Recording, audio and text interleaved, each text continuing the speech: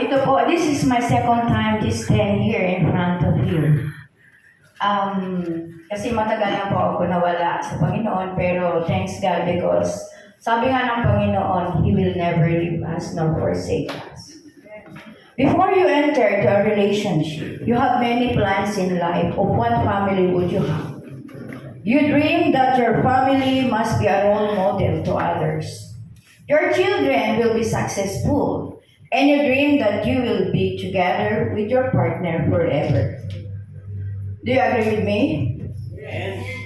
In one of the remote place somewhere in northern Philippines, particularly in Cordillera, Payao, here comes a woman full of dream in her life.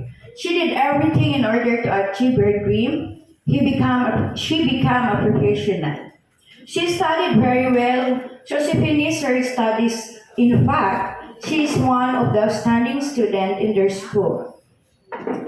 She graduated as a teacher. When she finished college, she decided to explore, and she came here in Manila. She applied for a job here as a teacher, and she was hired immediately.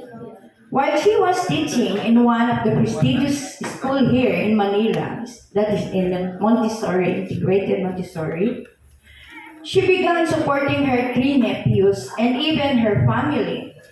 Because she's supporting three students studying in a private school in their place, her salary wasn't even enough for their tuition fees.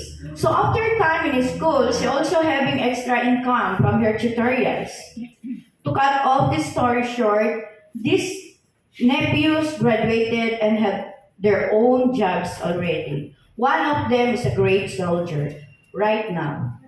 These three nephews were brothers, the son of her Seventh-day Adventist elder brother. Time, days, weeks, months, and years passed by. The woman got married, and in few years they were together. Her husband is so good. In fact, he doesn't have any vices, even though he is not a Seventh-day Adventist. For 11 years, everything went fine until the woman decided to work abroad. In her stay abroad, she worked as a private tutor of 5 kids. In abroad, she experienced too much hardship because it's not only teaching the 5 children, but also cleaning the whole 3 houses after teaching them. Despite the things she experienced, she never gave up. Instead, she always prayed to God, claiming God's promises. In Psalms 46:1-3, God is our refuge and strength, an ever-present help in trouble.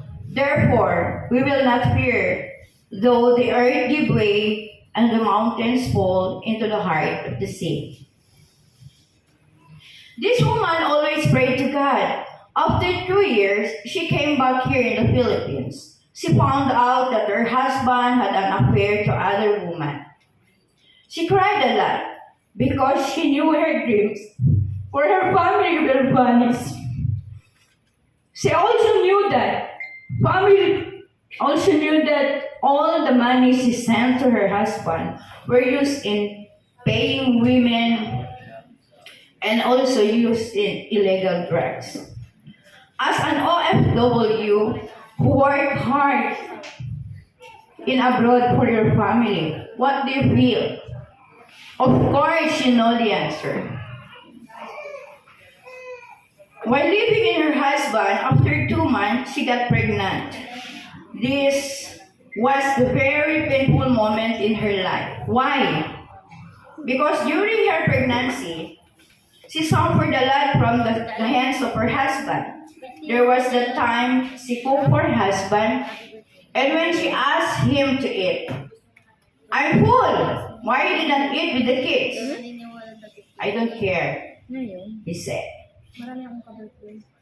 There was the time that she waited for him till 3 a.m. in the morning. As a wife, you need to wait for your husband to eat together, right? Kailangan antayin mo siya, kakain kami sabay-sabay, parang ganon. But her husband didn't arrive. Almost every day, same things are happening until one day no husband arrived forever. In short, Caroline and her kids were left alone. Because she's a pregnant, no work. What do you expect then to happen? Where are they going to eat? Where are they going to get their food? But God said, remember that God, He is our provider, right? Siya po ang nagbibigay sa atin sa lahat.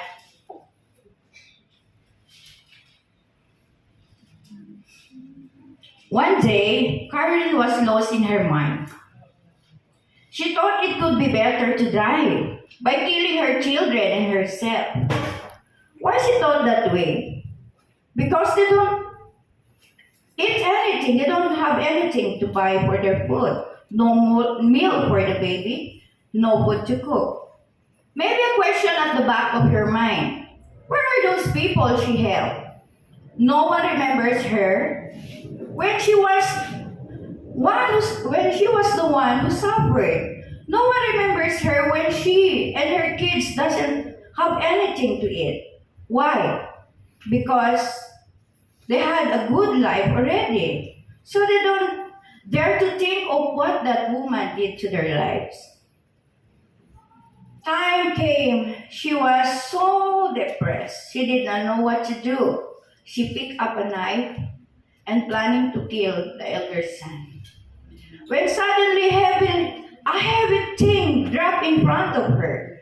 When she looked down and picked it up, the book was opened and her plan was suddenly stopped.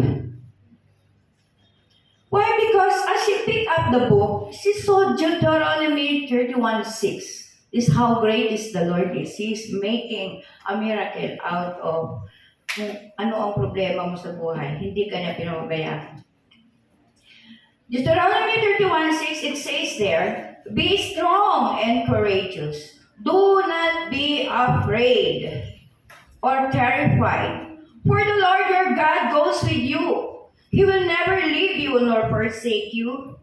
Caroline cried a lot to God, asking for forgiveness of what she planned to do in her children, in herself.